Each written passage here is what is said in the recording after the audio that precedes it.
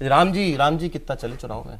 देखिए, राम जी आपको चर्चा में नहीं मिलेंगे, लेकिन आप जब गांव में जाएंगे, शहरों में जाएंगे, लोगों से बात करेंगे, चाहे वो काशी विश्वनाथ हो। मैं और हर्ष भैया कल मंदिर में थे सुबह 5:30 बजे। कितने लोग थे मंदिर में, आपको लगेगा। जब हम लौटे 7 बजे तो गदौलिया तक जस्ट वहां तक लाइन लगी थी। ये सुबह 7 बजे, 5:30 बजे तो हजारों लोग मंदिर के अंदर, सुबह 5 बजे बाहर निकले तो 7 बजे तक लाइन लगी थी। और ये इसमें से अधिकतर, अभी तो उत्तर प्रदेश में स्कूलों की छुट्टी भी नहीं हुई, ये सारे साउथ के लोग थे, ये सारे बंगाल के लोग थे। अच्छा। इसमें उड़ीसा के लोग थे, बातों से पता लगता। और आधों से बात करोगे अब अयोध्या जाएंगे, वो सारे अयोध्या जा रहे। तो इसकी चैटर नहीं है, इसकी बात नहीं हुई, क्योंकि हो चुका, जो बड़ा आयोजन था हो चुका। तो इसकी उतने गाने नहीं चल रहे हैं, उतना सोशल मीडिया पोस्ट नहीं डाल रहा आदमी, इसलिए लोगों को लग रहा है राम नहीं चल रहे हैं। राम लोगों के मन में, हर आदमी व्यक्ति कर रहा है कि क्या बड़ा भव्य मंदिर बना दिया, तो वो चल रहा है। जब सुबह 5:30 बजे हजारों लोग आप काशी विश्वनाथ में देखेंगे, आपको पता लग जाए। इसको मैं एक लाइन में कह दूं, वो दिमाग में नहीं है इसलिए ध्यान में नहीं आते, दिल में है। दिल में अच्छा। तो वो कह नहीं रहा है, उसको बार-बार कह नहीं रहा है, लेकिन वो और दिमाग में नहीं है, दिमाग में नहीं, बातचीत में नहीं आते। और उसकी शायद जरूरत नहीं है। डर इसीलिए है कि ये जो ध्यान करने बैठे हैं, ये रिमाइंड ना करा दे तो वो ध्यान दिलाएगा। बिल्कुल, असली डर वहां है। वो सोच रहे हैं कि राम मंदिर भी याद आएगा, अरे यार इतने सालों तक संघर्ष था, नहीं हो पाया।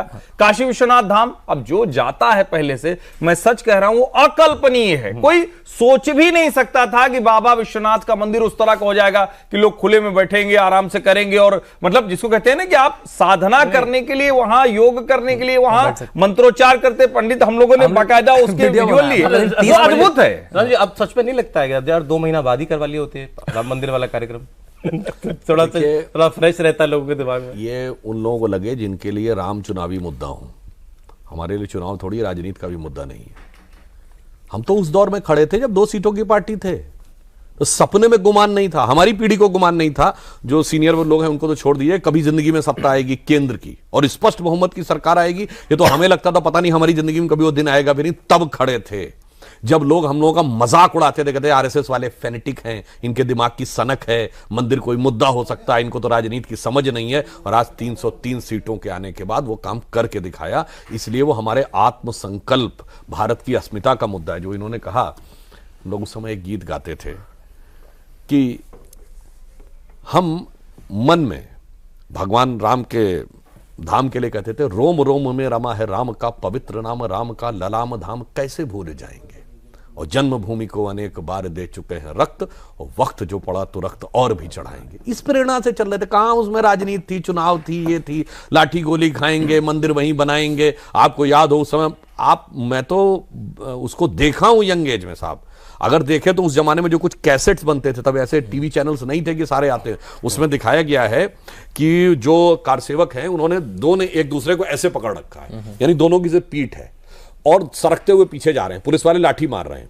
जब एक की पीठ में इतना दर्द हो जाता है कि वो लाठी नहीं सह सकता, तो लोग अपने को चेंज कर लेते हैं। अब दूसरा वाला जाएगा और उनके हाथ में चाकू है। चाकू रस्सा काटने के लिए है, उसी चाकू से पुलिस पे अटैक कर सकते तो नहीं कर रहे हैं। ये विजुअल्स देखे हैं। ऐसे थोड़ी है कि फिर मैं जो कई बार बोल चुका हूं फिर बोल रहा हूं, किसी को लगता होगा ये कोई चीज की ये कुछ ऐसी चीज है।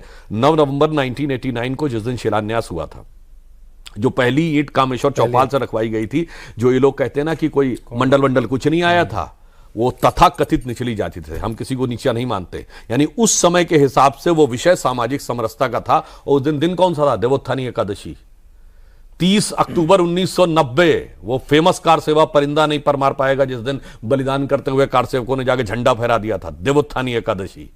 और 9 नवंबर 2019 जिस दिन सुप्रीम कोर्ट का जजमेंट आया, जाके चेक कर लीजिएगा, 8 और 9 नवंबर को देवोत्थानी एकादशी। अच्छा, मानिए तो संयोग और मानिए तो दैव योग। अरे छोड़िए, अभी दूसरा संयोग आपको बताता, अब वो भी किसी दैवीय संयोग की।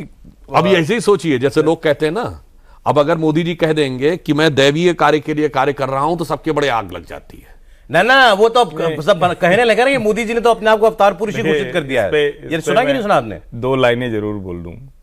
पता नहीं ये बहस करने वाले लोग, चर्चा करने वाले लोग कभी सचमुच पूजा वूजा भी नहीं करते या पूजा सुनते नहीं है क्या? हर हिंदू सामान्य पूजा में भी शुद्ध व्रत नियम उसका पालन करता है। और ये दुनिया में शायद ये सोचने वाली बात होगी कि हम देवताओं का आह्वान करते हैं और फिर कहते हैं स्व स्थाने गच्छ। ये हम करते हैं हर पूजा में, और हम तो मानते ही हैं कि हम सब देव का अंश हैं, हम किसी ईश्वरीय प्रेरणा से किसी न किसी काम के लिए तो आए हुए हैं। अब अगर इसको भी कोई दूसरी तरह अब से एक देख रहा है, बात इसको सुनिए। बड़ा देखिए, विचित्र है। डर ये है कि भाई हमारे तो हम सब धर्मभीरु देश है, हर आदमी धार्मिक है। देखिए, वो ये सच में ना मान मैं जाए ना आपको मोदी जी एक को बात भगवान बताता ने ही भेजा है भाई। भाई देखिए, ऐसा है, निष्काम कर्म का सिद्धांत क्या कहता है? अगर आप गीता में पढ़ें तो भगवान कृष्ण अर्जुन को उपदेश देने के बाद कहते हैं कि मैं तुम्हारे साथ खड़ा हूं। अगला वाक्य, निमित्त मात्रम भव सव्यसाची। तुम निमित्त मात्र बन जाओ, मेरे में विश्वास रख के और कार्य करो। हर हिंदू ये मानता है। गीता के निष्काम कर्म का मूल ही यहीं से निकलता है कि भाई ये ईश्वर का कार्य है, मैं उसका निमित्त मात्र हूं। मगर जिन्होंने शपथ ही सॉलेमली अफर्म की ली हो, swear in the name of God ना किया हो, आजादी के बाद जाके चेक कर लीजिएगा पहली शपथ क्या थी नेहरू जी की। In the name of God तो नहीं किया था, फिर सॉलेमली अफर्म, सत्यनिष्ठा की शपथ ली थी, ईश्वर की शपथ नहीं ली थी। तो उनके विश्वास में ये समस्या आ सकती है, उनका विश्वास जग सकता है। परंतु जो ये कहे कि राम काज कीने बिनु मोई कहां विश्वास, मतलब मैं तो ये तो कहना चाहता हूं, मोदी जी को प्रेरणा कहां से मिलती है? बाबा विश्वनाथ की धरती का वो रिप्रेजेंटेशन करते हैं पार्लियामेंट में, तो शायद शंकर जी का जो पूरा स्वरूप है वो किसी भी ऐसे व्यक्ति को क्या प्रेरणा देगा? मैं मधु से अनभिज्ञ आज भी जीवन भर विषपान किया है, किया नहीं विध्वंस विश्व का आजीवन निर्माण किया है। सन्यासी हूं दीन दुखी मानव के मन में रहता हूं, वनवासी हूं पर वैभव से दुनिया की झोली भरता हूं, और शूल भरे कंटक पथ पर जीवन भर अभियान किया है, और मुट्ठी भर अवशिष्ट भस्म पर आजीवन अभियान किया है, और जरूरत पड़ी तो प्रलयंकर हूं महाकाल बन पापों का अवसान किया है, किया नहीं विध्वंस विश्व का अरे आजीवन पापों का निर्माण। अवसान फिर क्या? अब फिर कहेंगे लोग जो है डरा रहे बालाकोट। हैं तो, हैं? ए, सुनिए। 4 तारीख के बाद पापों का अवसान करना शुरू करेंगे फिर वो बार होगा। नहीं नहीं देखिए, वो तो सहज भाव से हो रहा है। वो लोग कहते हैं ना एक्सरे कराएंगे, अब एक्सरे में तो 2200 करोड़ की संपत्ति निकल आती है, तो उस पर बिलबिलाने लगते।